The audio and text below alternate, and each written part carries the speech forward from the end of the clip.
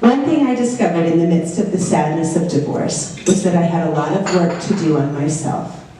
I had to learn to hear my own voice and banish other voices that had taken residency in my head. There were truths to tell myself and to speak out loud, and I had to learn that my truth was not anyone else's.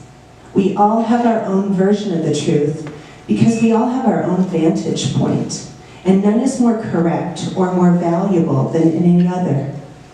I had to humble myself and listen. And I had to have conversations that made me feel very vulnerable, but ultimately strengthened connection, that sense of love and belonging we all yearn for. In many ways, I am just beginning. There will be more conversations and opportunities as well in the days, weeks, months, and years ahead. And I welcome them because I know with everyone, healing happens and bonds grow stronger. A core belief of mine is that each of us is born a perfect soul, but then life happens. Layers of sludge and debris build up and can hide that perfection. But it is life's most meaningful work to peel back those layers and expose the beauty in each of us. Parker Palmer, an author, educator, and activist I have come to admire, calls it the divided life. He says, for some kids, it happens sadly in the family.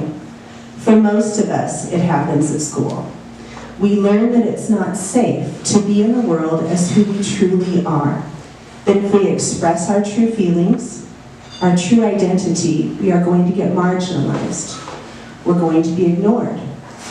We're going to become invisible, or we're going to be disliked or even hated.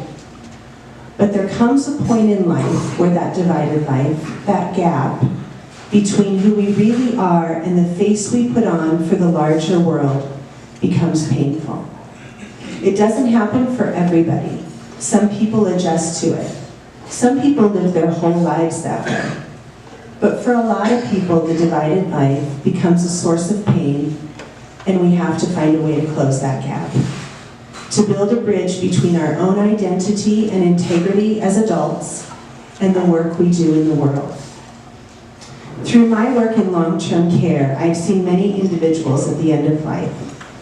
I have observed and worked with families who respond in a myriad of ways. And the one thing I have learned is that those who have the greatest amount of unresolved pain have a tendency to make the most unrealistic and selfish choices. As author and chairman of the Special Olympics, Timothy Shriver says, if you get grief wrong, you get a lot of things wrong. If you don't transform it, you will transmit it. Emotional and social wellness. Peeling back the layers. Life's most important work.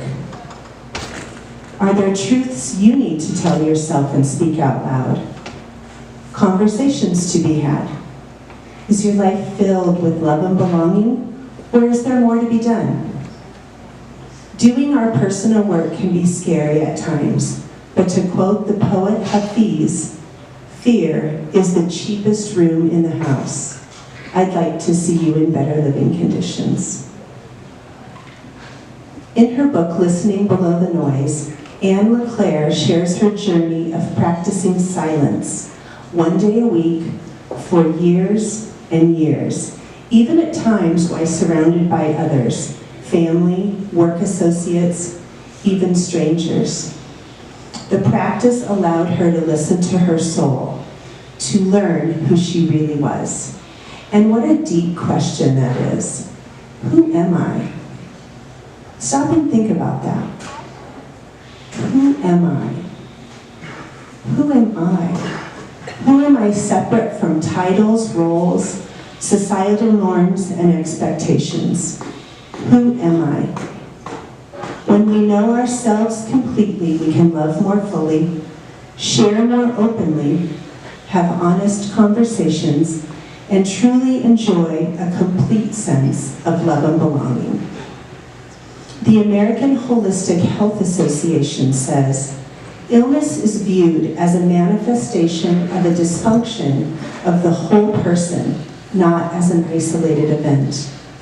Holistic physicians encourage patients to evoke the healing power of love, hope, humor, and enthusiasm, and to release the toxic consequences of hostility, shame, greed, depression, and prolonged fear, anger, and grief.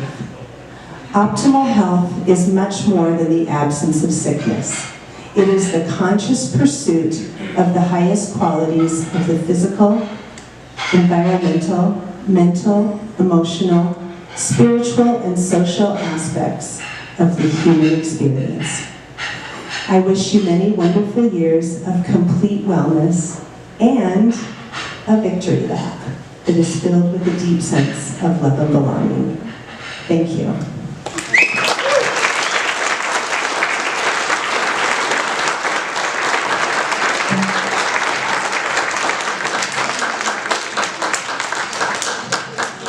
Thank you, Micah. I think that Micah, if you are interested in more from her, or maybe receiving some of the notes that she has, she will tell you how to do that.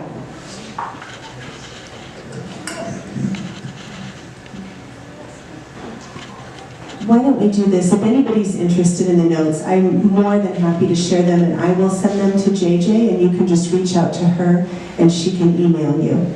Does that sound good? Thank you very much.